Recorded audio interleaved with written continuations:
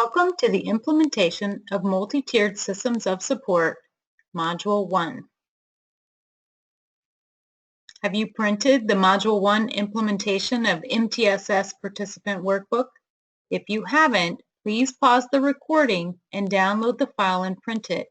The activities will be completed during the module. Across the country, local school districts, particularly those challenged by long-standing achievement gaps and higher mandated standards for student performance, are increasingly turning to implementation of multi-tiered systems of support, or MTSS, to align academics and behavior interventions, decision-making, and supports.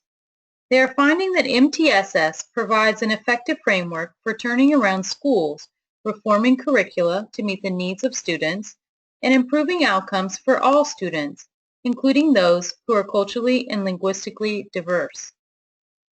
The Wyoming Department of Education, in partnership with American Institutes for Research, developed this introductory MTSS professional development series to support rollout of MTSS and the use of evidence-based practices.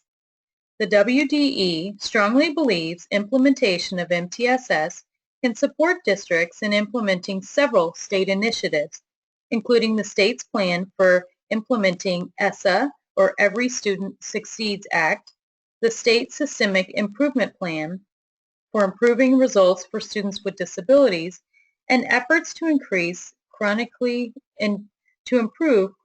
failing schools and increase student achievement. The alignment of MTSS with these initiatives will be discussed in more detail in this module.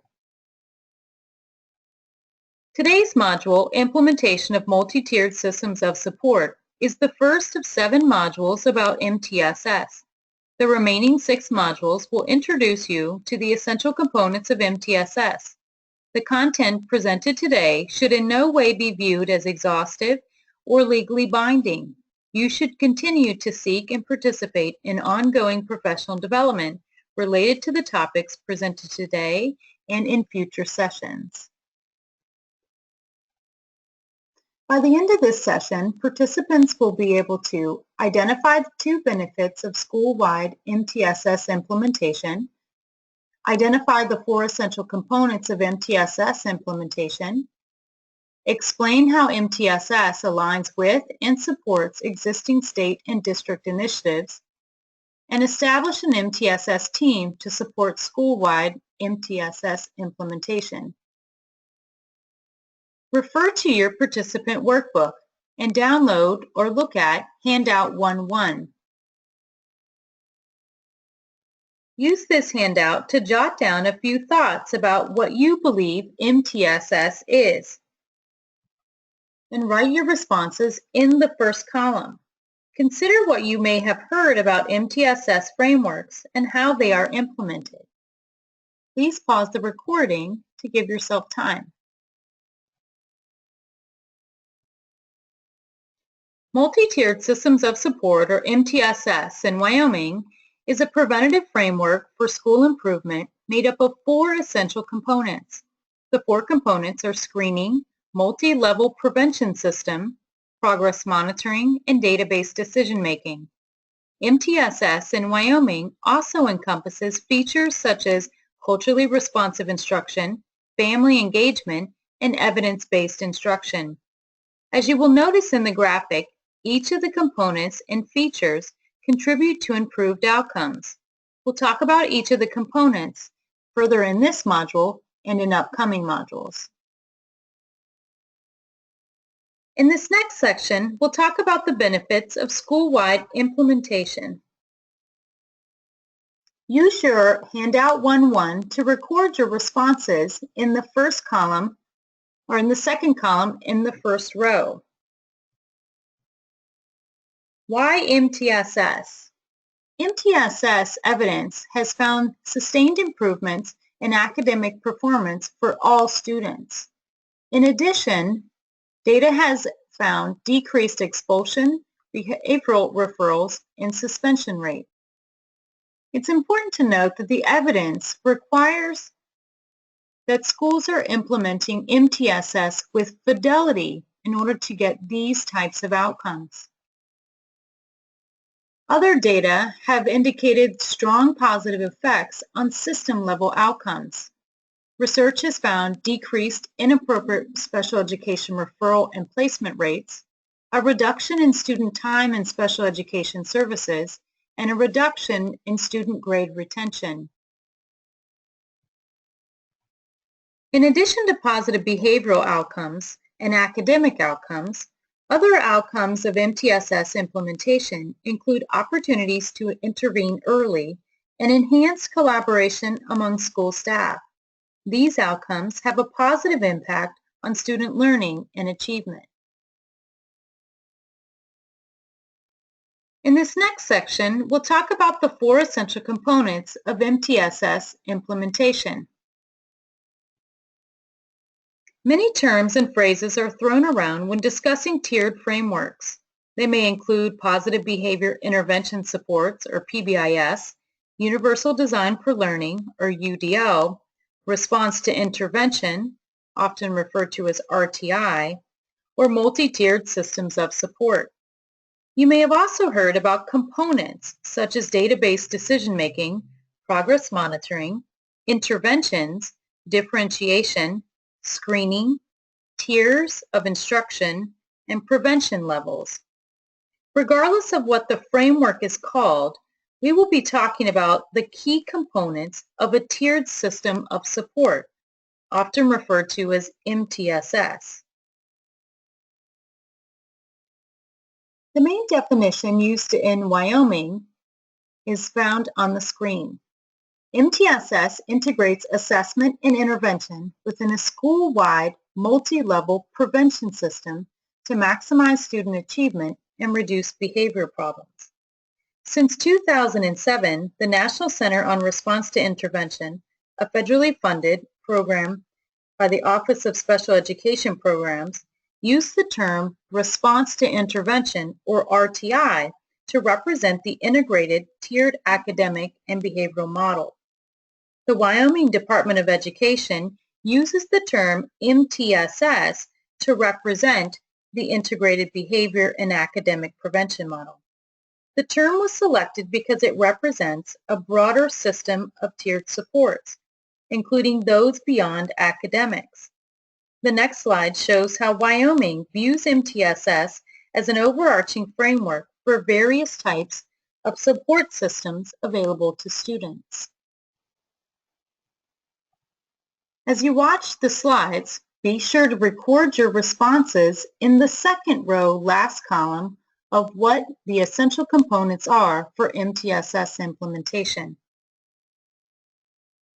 MTSS supports students academically. However, there are other and potentially very many different types of tiered supports available within a school system.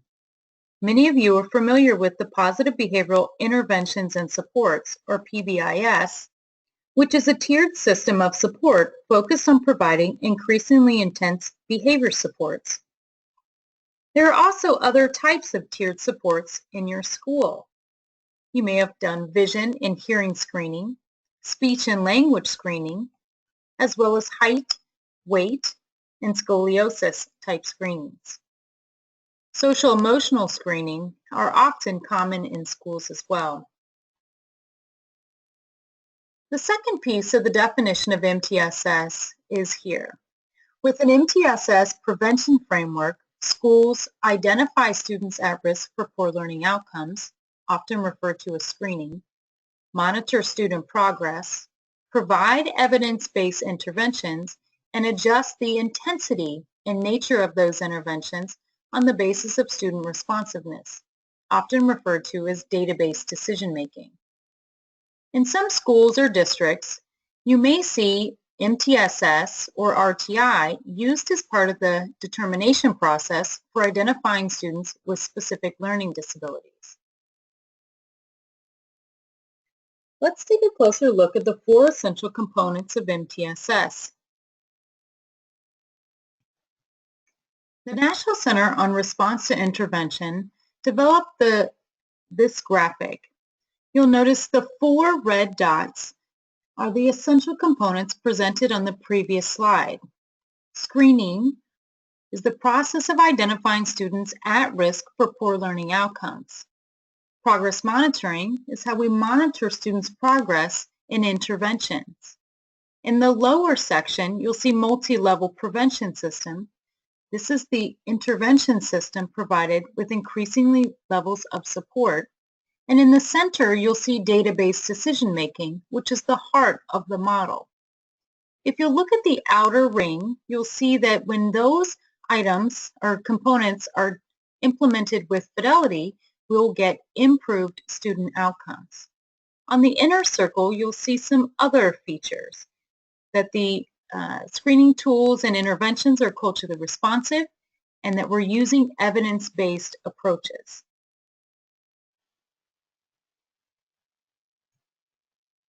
The purpose of screening is to identify those students who are at risk for poor learning outcomes. Sites typically identify what outcomes students are expected to achieve and then screen to see which students are not likely to achieve those outcomes. For example, if the desired outcome is graduation, a quick screen of attendance and credits, which are predictors of graduation, can reveal which students are not likely to meet the requirements of graduation and might need additional support. If the desired outcome is mastery of end-of-year test, student performance assessments, like curriculum-based measures, can reveal which students are not likely to meet the end-of-year standards and need additional supports.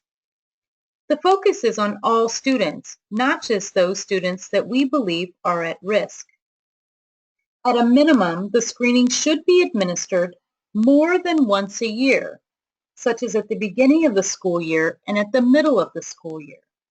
Schools and districts that wish to use screening data to evaluate program effectiveness, to establish local norms and cut scores, and to provide data for next year's teachers, typically administer screening 3 times a year, fall, winter, and spring. They should select screening tools that provide alternate forms and multiple benchmarks.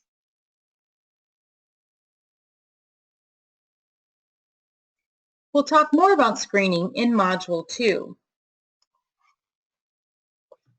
With progress monitoring, schools monitor students' response to Tier 1, Tier 2, and Tier 3 instruction.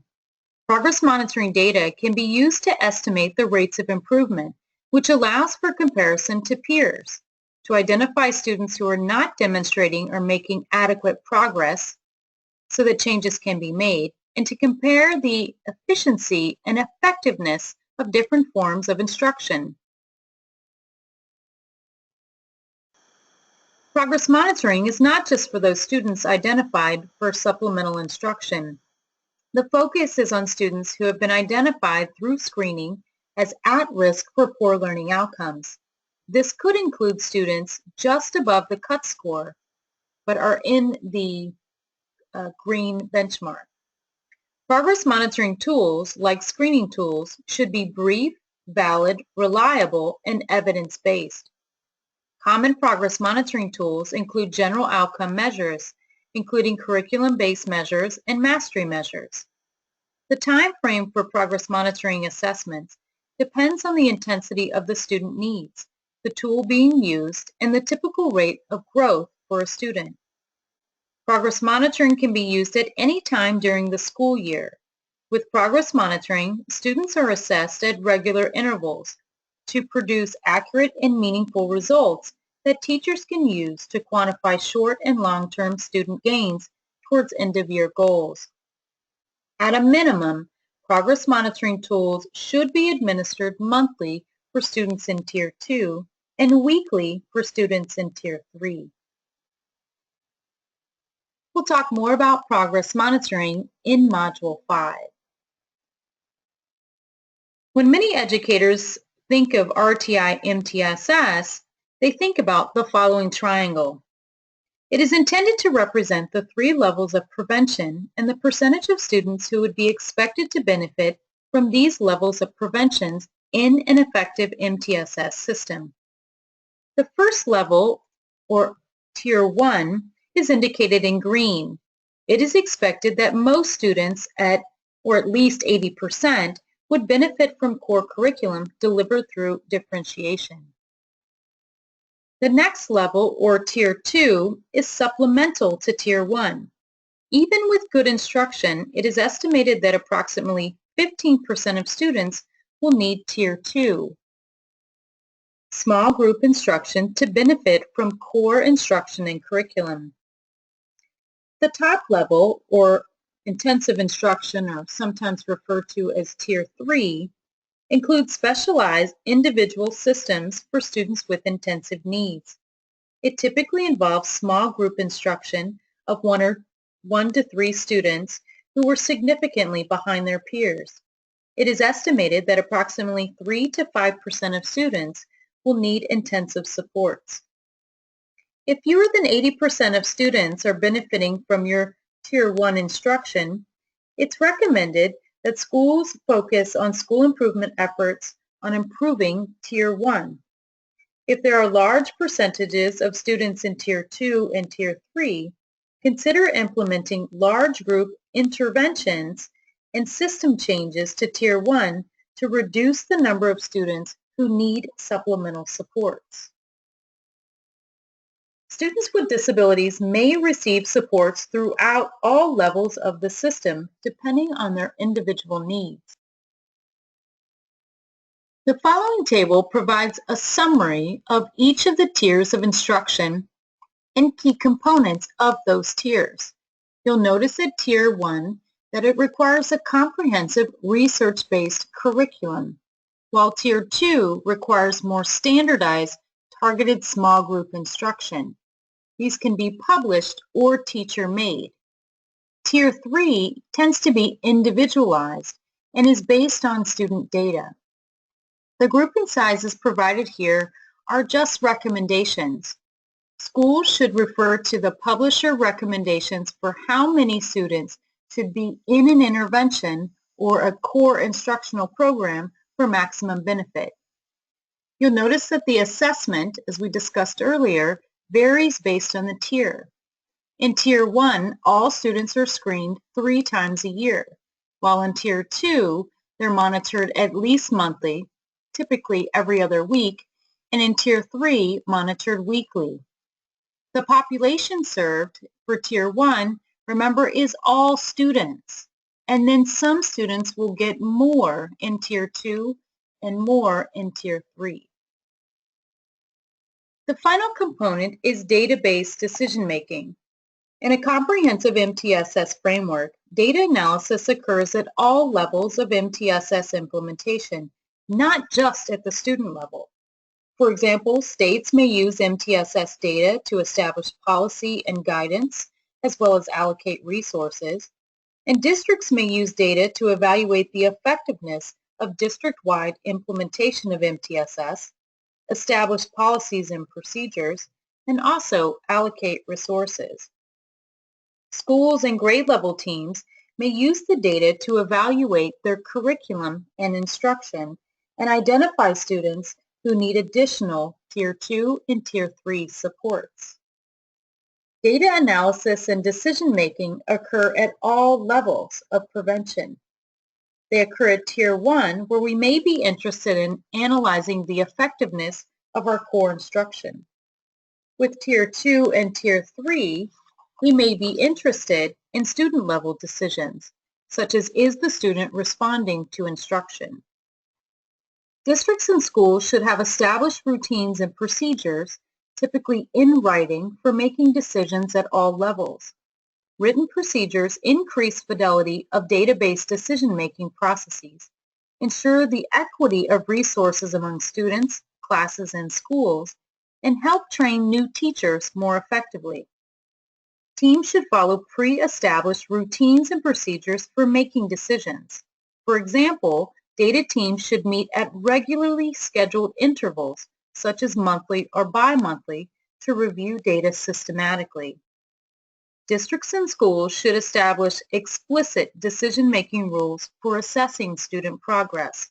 This includes goal-setting procedures changing instruction or interventions, referring students to special programs, and moving students to less or more intensive tiers.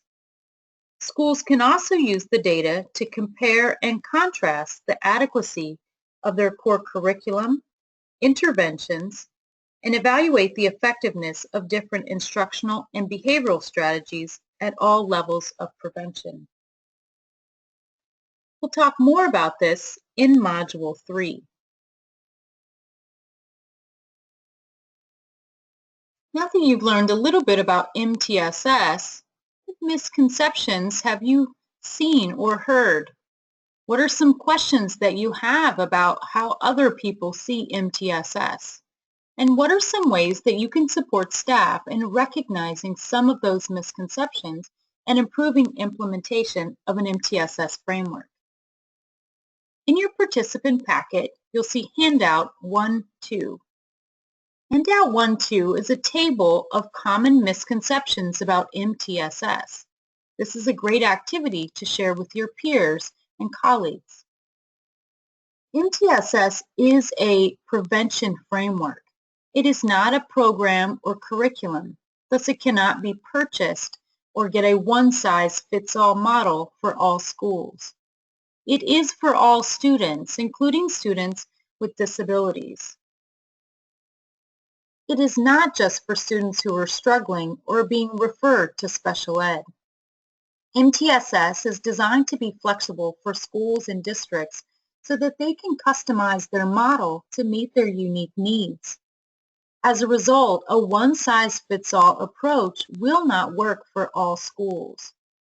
MTSS is meant to be collaborative and incorporate a team-based approach which is representative of all stakeholders.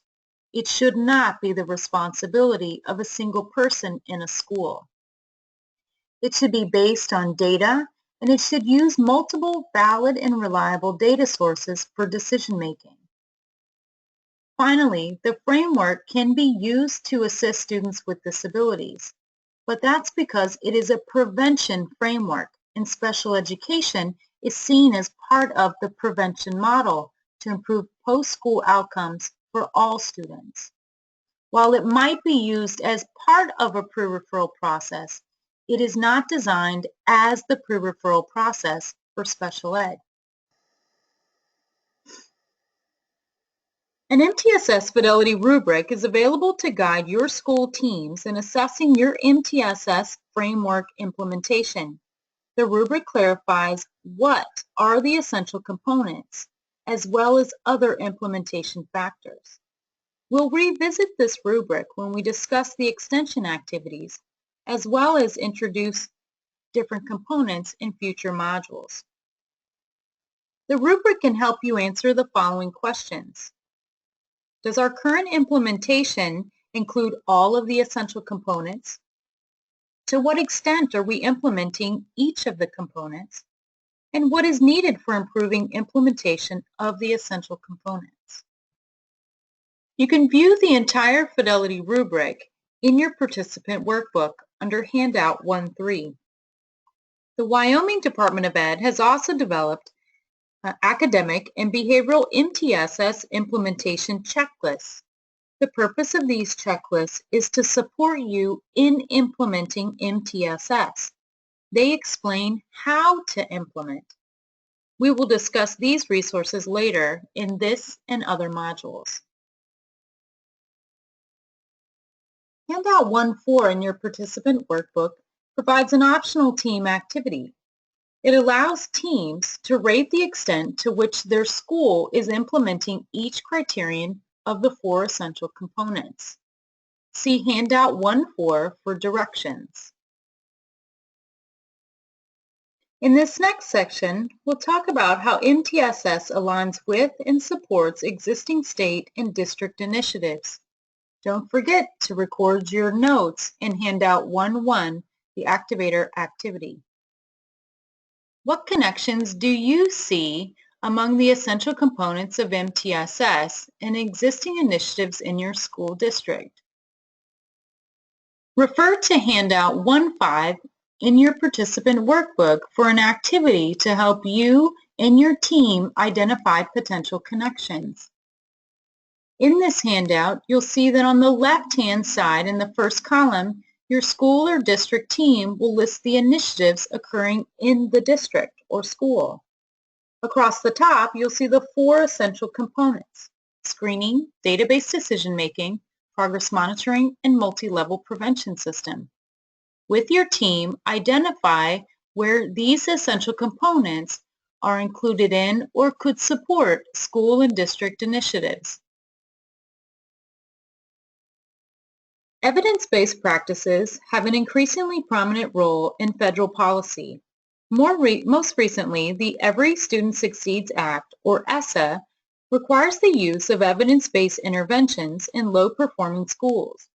Because evidence-based practices are a critical part of an MTSS framework, MTSS implementation is strongly aligned with Wyoming's ESSA activities. In the graphic, you'll see that evidence-based is included in the center circle. MTSS requires that all components, screening tools, processes for making decisions, as well as interventions, are evidence-based. The Wyoming Department of Ed has 5 focus areas informed by student performance data. One of the most relevant to MTSS is the 3rd grade reading proficiency. The goal is to increase 3rd grade reading proficiency to 65% by the 2019-2020. Effective implementation of MTSS can assist the state and its districts in meeting this goal. An MTSS framework can support federal initiatives such as increasing graduation rates and continuing certification requirements. MTSS implementation can also support other Wyoming initiatives related to improving outcomes for students with disabilities. The State Systemic Improvement Plan, often referred to as the ESSA, is a comprehensive, ambitious, yet achievable multi-year plan designed to improve outcomes for students with disabilities in multiple areas, including graduation, dropout, reading and math performance, transition, and early childhood. In developing the ESSA, Wyoming used data to assess the capacity of their current infrastructure to increase local education agencies and preschools' capacity to implement, scale up, and sustain evidence-based practices. Wyoming selected MTSS with a particular focus on data-based individualization for Tier 3. In this section, we'll review what it takes to establish an MTSS team to support school-wide implementation of MTSS. In the Fidelity rubric presented earlier, you'll learn that effective MTSS teams have several key features. MTSS teams collaborate to make decisions about the best way to meet the needs of all students. Teachers begin to feel a deeper understanding of and appreciation for each other, and students benefit greatly from this teaming approach. In effective MTSS teams, all educators work together and are accountable for the outcomes of each and every student. Successful MTSS teams focus on student outcomes, not on the process. We focus on preventing poor learning outcomes as opposed to remediating poor outcomes that have already occurred. We also focus on alterable variables, or those that we have control over. And we try to find the smallest change that can create the biggest effect. And most importantly, we focus on the use of evidence-based practices and interventions. Successful MTSS teams also recognize that adult behavior must change to support student learning and behavior more effectively.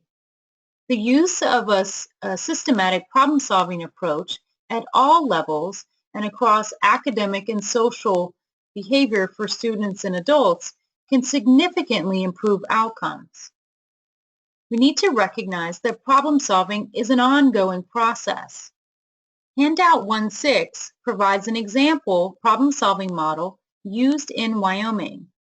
you'll see that the first step is to identify what is the problem. And once we've identified the problem, we move to identifying why it is happening. Using this data, we determine what should be done with our team and we implement our plan. And then we evaluate. Most schools end the problem-solving process at what is the problem, while some make it to what is happening. It's important that schools develop a written plan and follow through and determine if it works. Only then can we celebrate our successes. Although the exact composition of your school team will vary, depending on factors such as the size of your school, your student population, and your personnel, an ideal MTSS team would consist of a combination of administrators, classroom teachers, specialists who can represent the diverse needs of your student population. Key stakeholders are those who can make recommendations and allocate resources for the group that they represent. For example, a kindergarten teacher may be on the team, but she represents all teachers, not just his or her grade. Team members should also represent various knowledge and expertise. For example, we want to make sure that team members, or at least one team member, has strong data analysis and interpretation skills, content knowledge of the area of concern, authority to allocate resources, and knowledge of family and community needs. Teams should also use structures and clear processes to guide decision-making. This list of must-haves are applicable to teams at all levels, including district, school, and grade level teams. In this section, we're primarily focusing on school level teams. Review the must-haves for your team and reflect to see, do you have a clear purpose, a clear meeting schedule, and a communication system that's consistent across all grade level teams. In the initial team meeting, it will be important for the team to clarify its roles in writing. This information will be shared with other school staff to ensure that there is clear communication about the purpose of the team. A primary role of the school team will be to provide guidance to the staff and lead the thinking about how MTSS can integrate with existing systems and structures in the school. For instance, MTSS, remember, is not a separate initiative, but a framework under which all other initiatives can be aligned. If a school has a PBIS team and the school-level MTSS team can help streamline meetings and processes, consider combining these teams for a larger team and then having sub-teams for focus areas. Here are some other common purposes for an MTSS school team. Promote a common understanding and vision of MTSS, and communicate how MTSS components interface with current initiatives. Consider cultural and contextual needs of the school population. Lead implementation of the essential components, and establish a list of resources available to school staff, including a menu of available interventions. School teams may also help with evaluating implementation at the school level. Plan for MTSS professional development relative to the staff needs. Determine protocols for MTSS data warehousing, and establishing lines of communication. And most importantly, data teams should analyze and interpret data. Screening data can be used at the grade, class, and student level, while progress monitoring data can also be used to make decisions at the grade, class, and student level. If your school does not have a school-wide MTSS team, consider checking out Handout 1.7. It provides 4 tasks to help teams get started. The first task is to identify essential team members. Following that, you'll develop team norms and roles. Once you have that, you can move to Task 3, which is establish an MTSS teaming schedule, and then create agendas so that your meetings run smoothly and on time. Now that you've learned about the essential components of MTSS, let's reflect on what you did think in the beginning and what you think now. In this example, in this activity, complete the final column. You may have been taking notes all along, and sit and take a moment to reflect to make sure that you've answered the benefits, the essential components, and potential alignment. If you're not sure, review the module or send an email to your state coach, whose information will be at the end of this module. Your participant workbook has a number of other resources that may be helpful. Handout 1.8 provides a list of resources to support MTSS implementation. There are documents, short videos that can be used in faculty meetings, longer webinars to provide deeper understanding, tools for implementation, and self-paced training modules. In addition, there are also general web resources. Some of the more common are the Center on Response to Intervention, the RTI Action Network, and the National Center on Intensive Intervention, which focuses primarily on Tier 2 and Tier 3. In addition, Wyoming has Project WIN website. On this website, you can access all things MTSS. You can access the website by going to wyominginstructionalnetwork.com and searching for MTSS. As you close up this module, consider completing the Module 1 quiz in your participant workbook. You can establish and convene your district-level team. Consider completing the remaining modules with small teams so that you can complete the activities. You also want to assess your team's knowledge of MTSS. Are there other folks who need to see this module? And once you feel comfortable, consider moving on to Module 2, Universal Screening. If you have questions or need more information, contact Bart Lyman, the Wyoming State MTSS coach. You can also contact Jennifer Heiler, the Wyoming State Personnel Development Grant Program Manager. Thank you and have a great day.